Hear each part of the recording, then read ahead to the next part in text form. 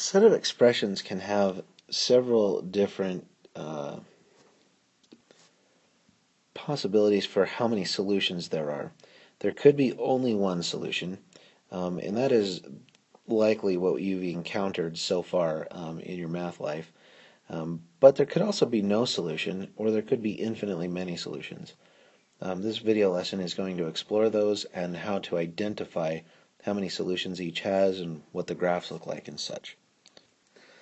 There are essentially two ways that we can determine how many solutions there are. One is to simplify the expressions in the equation. When you do that, you will get one of three possibilities. Something like x is equal to 4 would tell you that there is only one solution. Something like x is equal to x, or 7 is equal to 7. I can put 7. Either of those is a true statement always, in all cases. This tells you that there are infinite solutions. And the last possibility is if you get something that is not true, like 4 equals 10, or negative 4 equals 10, in that case, there is no solution that would ever make this a true statement. I will show you an example of that in just a moment. The other way to check this is to graph each expression. If your expression shows that the two lines cross in one place, then that one location is the solution.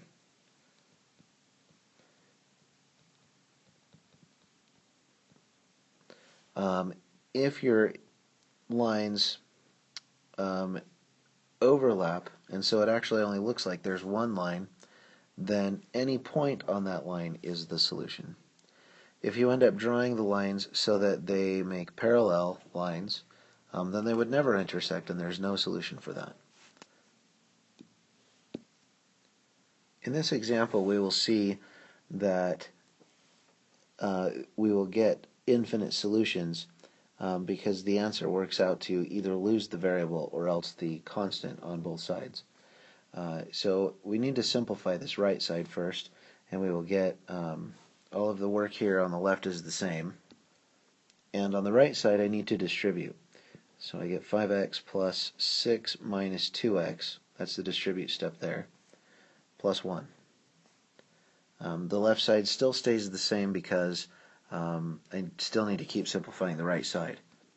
Now I need to combine like terms. There are 2x terms, 5x and negative 2x. They combine to make 3x. And there are two constants, 6 and 1. Those combine to make positive 7. Notice already at this point that my equation shows the exact same thing on both sides now, 3x plus 7 and 3x plus 7. In the textbook, we notice that Amy subtracted off the 3x's. Damon subtracted off the 7's and then divided by 3. Amy ended up with an answer that 7 is equal to 7. Damon ended up with an answer that x is equal to x. Both of these cases are true all the time, and any value that we substitute for x back in the original problem up here, if we substitute a single value, say 5, in place of all of those x's, then they will simplify to the exact same value on both sides of the equation. And since that would always be true, then we will have infinite solutions because any number will work for x to make that a true statement. This problem also requires some simplification before we can really do any solving. So we will distribute first and get 3x minus 15 plus 11 is equal to x plus 2x plus 10. I've just used the distributive property there. I have like terms to combine on both sides of the equation, so I will get 3x minus 4, I've combined the constants there, is equal to 3x, combining the variable terms, plus 10.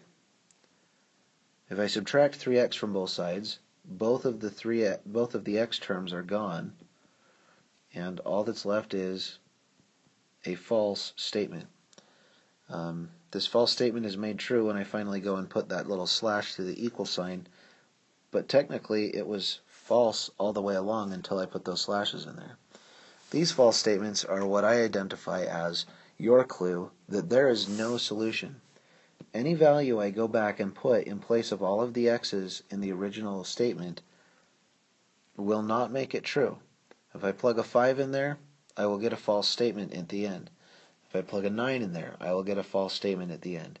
And it won't matter what number I put in there, nothing will ever make this true. That is why there is no solution for this problem.